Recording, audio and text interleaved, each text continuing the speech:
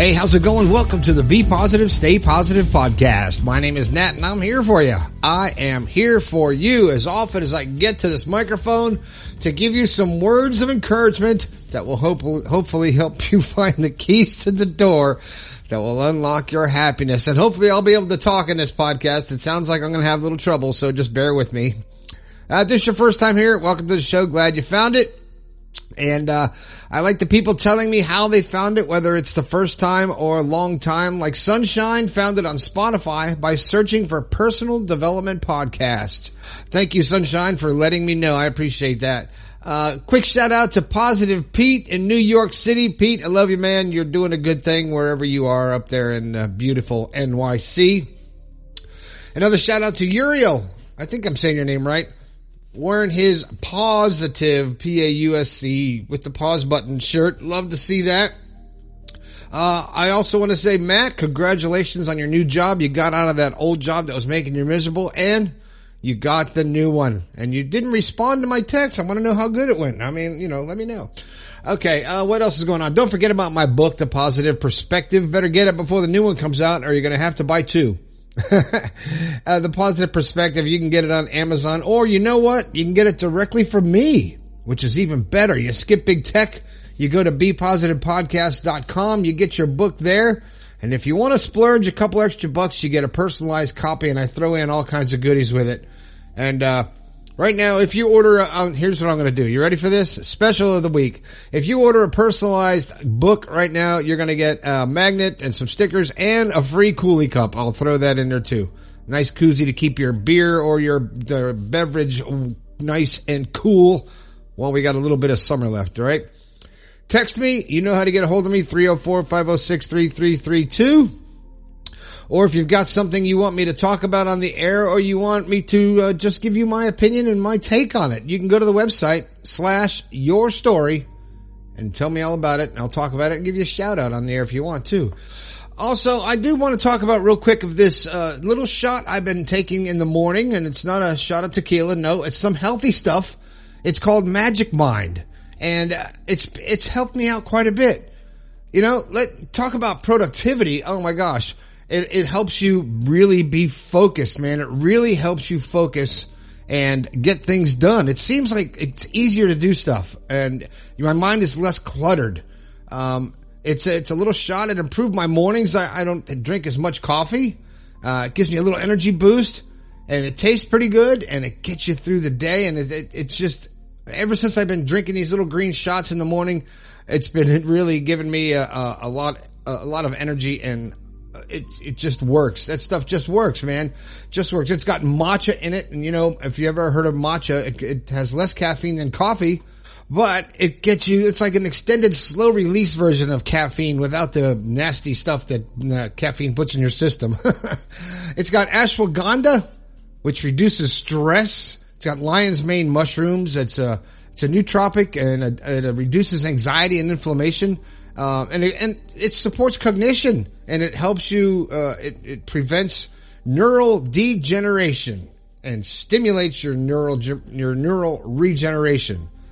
It's really, really good for you, and I recommend it. And if you like, you can go to magicmind.co/staypositive and use the code STAYPOSITIVE20. And you're going to get 50% off your subscription. And just tell them that Nat sent you, You don't even have to do that. Use that code. You'll get a discount. And I'm telling you what, my next batch is coming. I think it's coming tomorrow. I can't wait. So check it out and see if that helps you. And just click on the link and read all about it. Read all about it. It's good stuff. You'll love it.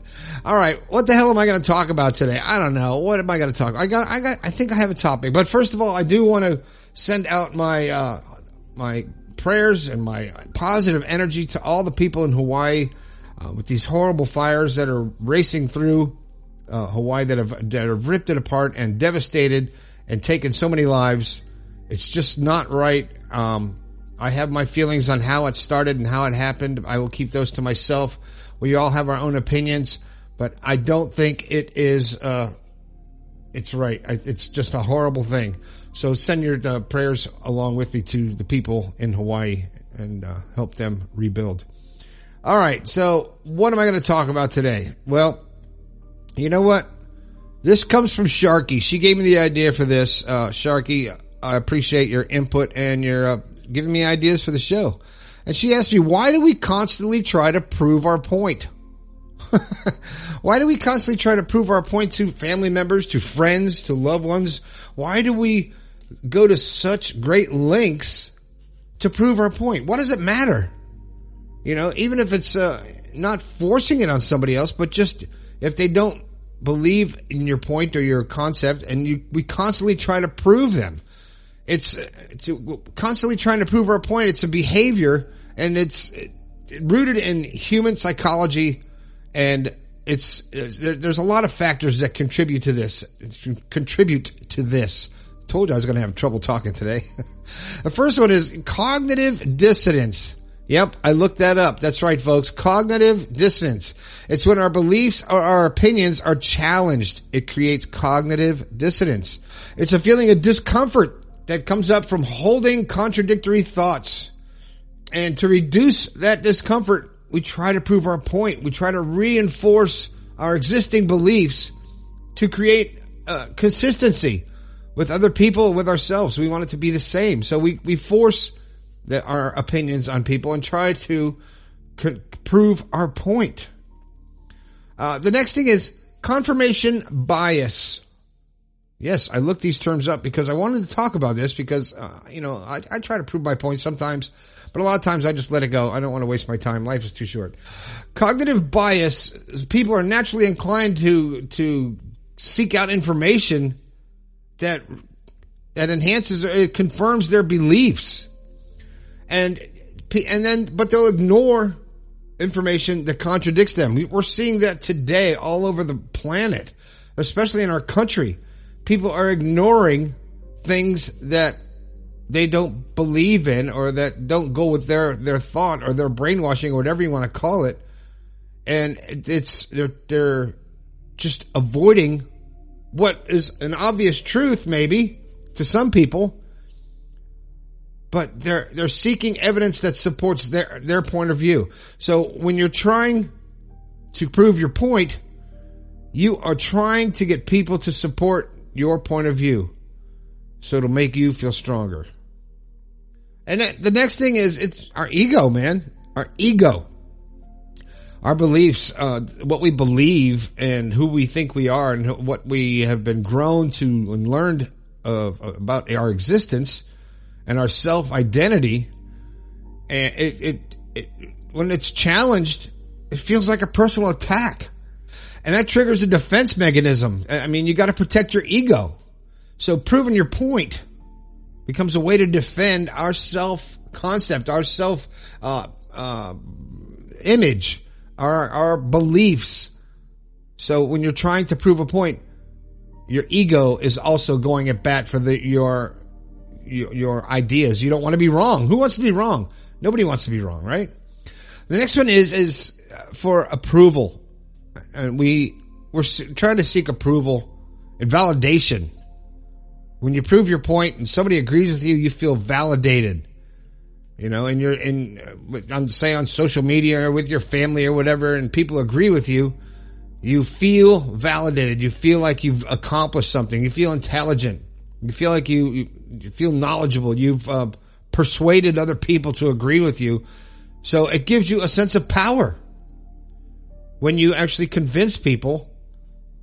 So that's the part of the fueling drive behind trying to convince people or prove your point is if they give in, you feel that little sense of accomplishment, that sense of power, that sense of influence.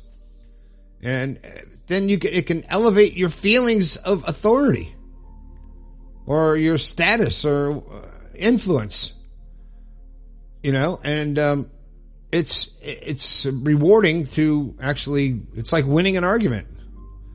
And if you're married and you're a man, you don't know what that's like. I had to throw that in there. And the next thing is we try to prove our point because we want to resolve the situation. We're trying to, because when you disagree with somebody and you have conflicting viewpoints, it makes you uncomfortable. It's not a comfortable situation. It's not a happy environment. It's not conducive to your happiness. So you're trying to prove your point to actually get back to the happiness. It gives you, and it'll give you a sense of resolution, and it alleviates the discomfort and the uneasiness of conflict.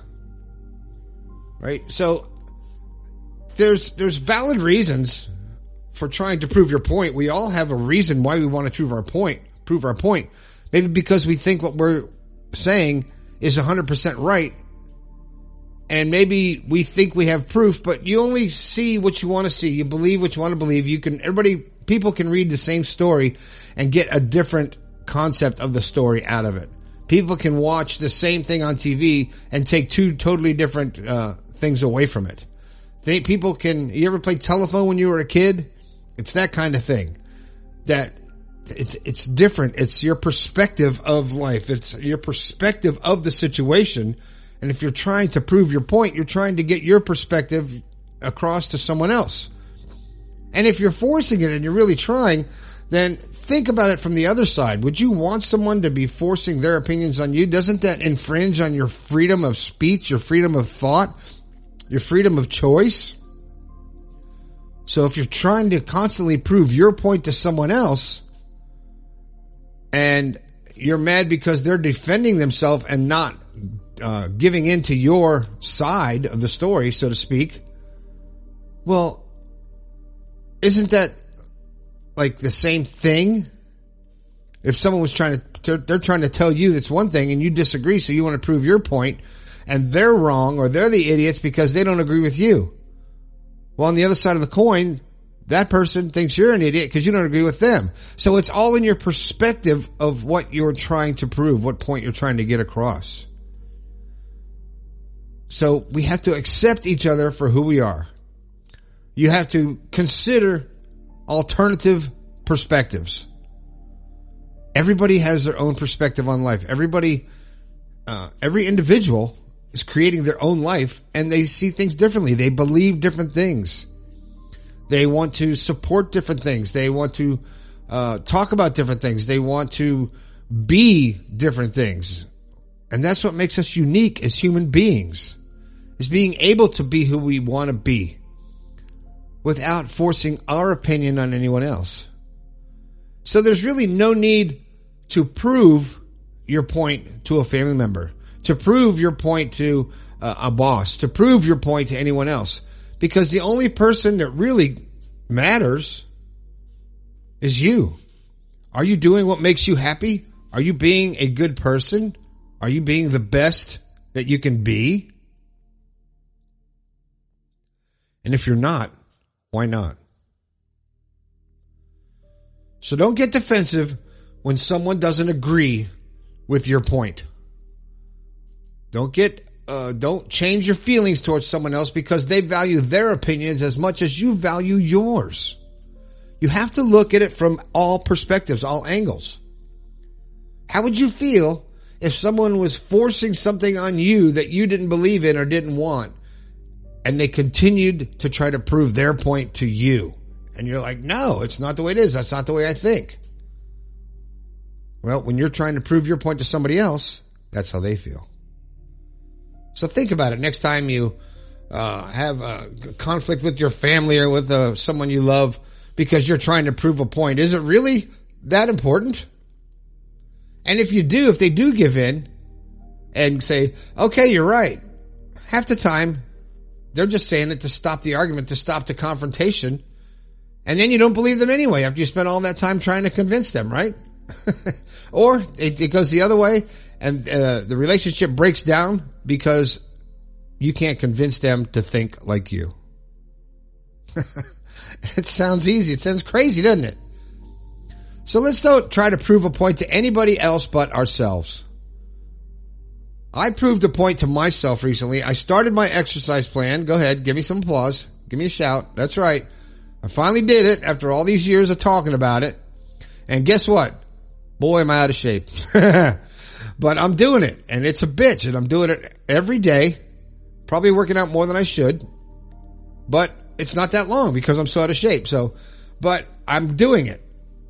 Not for anybody else. I'm doing it for me. So stop trying to prove your point to someone else and prove it to yourself. All right? All right, that's the show. That's it. Don't forget to click the link to magicmind.co down in there and use the code STAYPOSITIVE20 to get your 50% off discount. Grab the book, The Positive Perspective. Get it from my website and get a personalized copy and get a koozie cup for free. Right, that's right. I'll do it for as long as they last. I got a box full of them. As long as they last, you will get a free coolie cup. So I want to hear from you. All right. And also hit me on the text line 304-506-3332. What are you doing? Send me a picture. My name is Nat. This has been the Be Positive, Stay Positive podcast. I think we can all do a little bit better. I'll talk to you later.